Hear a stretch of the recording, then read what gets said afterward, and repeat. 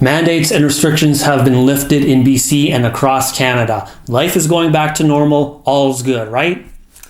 Not necessarily. Today we look at the short and long-term effects of lifting these mandates, the effects of these mandates and restrictions on everybody's lives, and the consequences of lifting these mandates going forward. Okay guys, so first to start off, if you guys like what you see and hear, please subscribe to me and follow me on my other social media platforms on YouTube, Rumble, Telegram, Instagram, Twitter, and my Facebook page, Real Ryan Klababa. All of those other ones at RPKULBABA, please. Thank you very much. Okay, so as we know, here in BC, at least for the last week or so, we've had some restrictions and some mandates. More of the major ones have been lifted. Of course, at various other stages in the last couple months or the last year across Canada as well, and in the US as well, various restrictions and mandates have been lifted, but some do remain on a federal level. So all is good, right? We're going back to normal, right? Not necessarily. So let's look at the long-term or short-term effects that are going to be happening on people like us, on humans, psychologically, mentally, emotionally, the impact of restrictions and mandates on us for the last 2 years here. So obviously, we've had a group of people who, the bulk of us, the 80-90% of us, who have believed in everything that we've heard from our media and the government. And then there's been about 10 to 20% of us who haven't and who have not complied.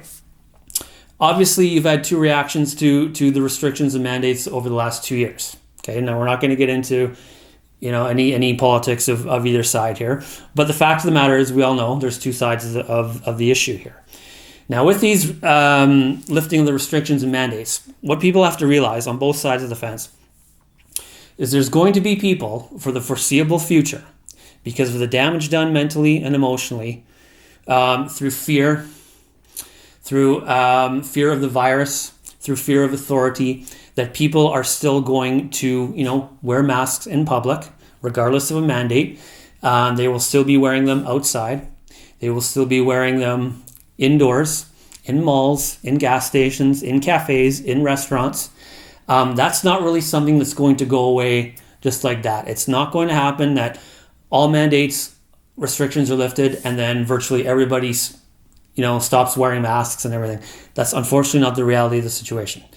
There's a lot of people that have been very scarred emotionally, mentally through fear of, like I said, fear of the virus, fear of their government. And they probably will still be wearing masks regardless of the mandate because they feel they're protecting other people. They feel that, my mask protects you, your mask protects me. That mentality's been ingrained in people's minds for a long time. They still probably feel that they are disobeying their government in a way. They still probably feel that, they should be wearing a mask because it's been told to them for so long that masks work. And they may not want to even defy other mask mandates or restrictions that still exist in certain businesses, because every business, every private business can still enforce a mask policy if they want, regardless of public health orders, right? So they may just not want a confrontation with a manager or the staff, and they might just still want to wear one just because, fear of an authority, fear of a virus still. It's still ingrained in their heads, right? So people got to remember that. Okay, people are very fearful still to this day. Okay, so unfortunately, it's not like a snap of a finger, restrictions are going to be lifted and then everybody's back to normal. That's just not the reality of the situation. How do we combat this? Well, you can't really, other than just have dialogue with people, converse. Hey, if you see someone wearing a mask in a place where masks aren't mandated anymore, just have a polite conversation. Just ask them, the mandates are lifted, how come you still wear one? I'm just curious. And not to be confrontational, you don't want that. You don't want to be ridiculing people. Just have a conversation, get to know and understand why a lot of people still do that. And maybe along the way, you might convince a few people that it's okay to not wear a mask in public because of the lifting of the restrictions and because XYZ. You never know. But the reality is that people are still very scared for various reasons, and we all need to just realize that and just accept that, regardless of whether we agree with mandates and restrictions or not, or if masks work or not. It's not the point. But we just have to realize that this is just the reality of the situation, okay? The long-term effects of being hammered every day in the media about stats, about the virus, about mandates, about restrictions, how this works, and you need to do this every single day in the media for over 700 days in a row. It's going to have an effect on people up here. That's kind of the whole purpose of TV and media and corporate media. Show an image, show some words, and it conditions people. Okay, it's not like people can just get out of what they've been hearing every day for the last 2 years. Right? So obviously there's a massive psychological, mental, and emotional impact on a lot of human beings. Okay? Now, not just with mask mandates and wearing masks in public, but there's obviously damage amongst relationships, family members, friendships, relationships have all been affected worldwide by this. Obviously, there's been, even before restrictions and mandates were enforced, obviously, you had people that were posting online, sharing information about information counter to the narrative that, obviously caused arguments on social media, that caused friendships to end, that caused acquaintances to no longer be acquaintances anymore. And obviously, as we went along during the whole last 2 years, various restrictions were saying, now you can't have certain family members over. Now unvaccinated and vaccinated family members shouldn't be together at Christmas time and at Thanksgiving time. And then there's been, segregation and discrimination within family members too. So there's obviously probably permanent to a various degree of damage between family members, between, boyfriends, girlfriends, husbands, wives, friendships to various levels of probably unrepair. Obviously certain relationships won't be repaired that easily. Sorry for that lack of words there. Obviously maybe some relationships over time could be mended to a degree, maybe depending on the severity of the damage done between different belief systems. Don't know. That's dependent on each person. Each person has a different personality, has a different way of dealing with emotions, dealing with relationship issues.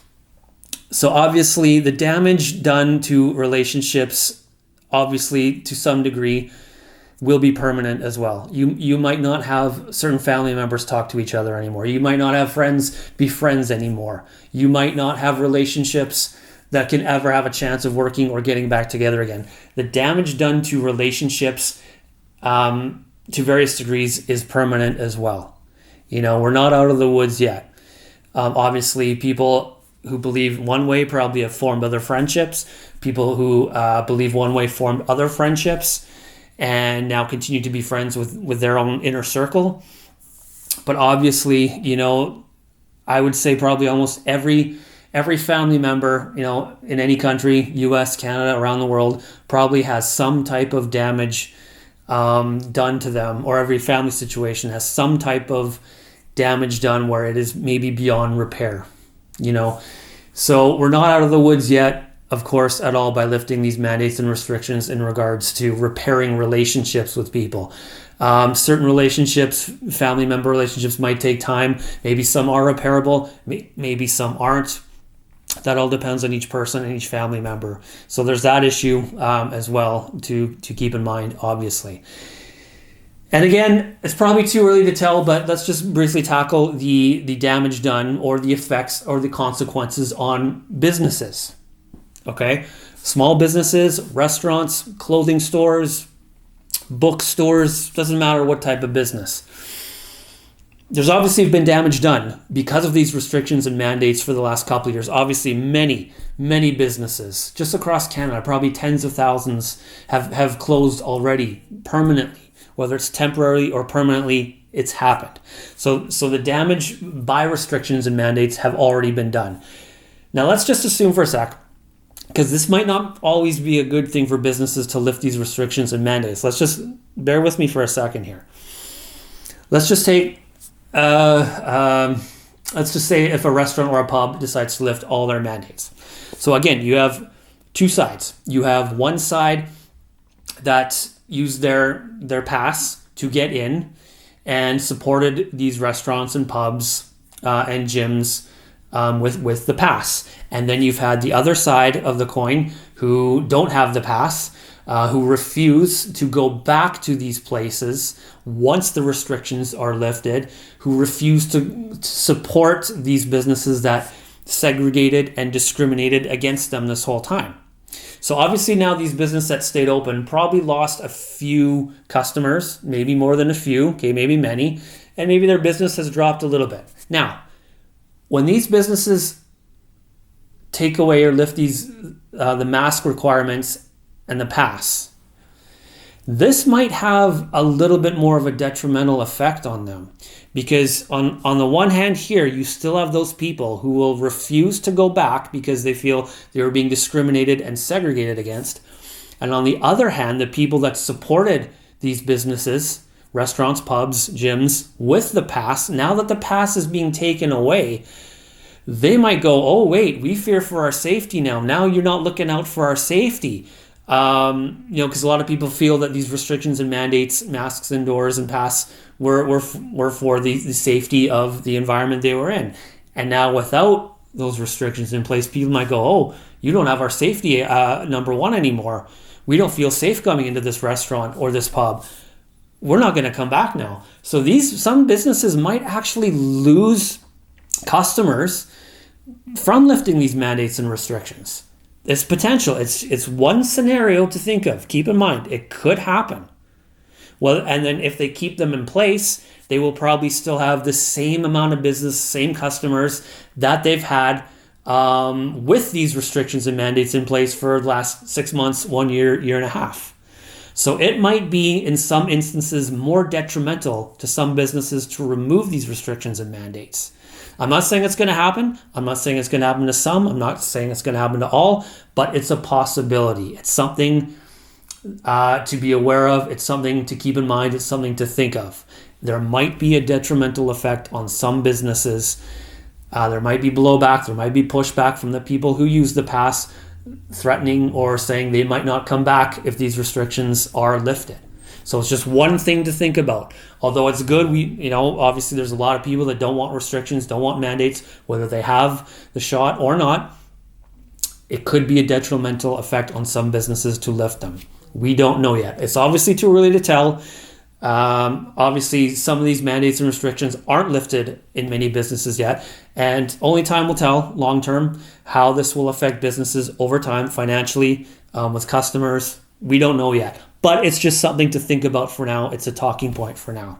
Okay, so guys, just remember that obviously when these restrictions and mandates are lifted to various levels, federally, locally, provincially, obviously there's going to be damage done. There's been so much damage these last 2 years.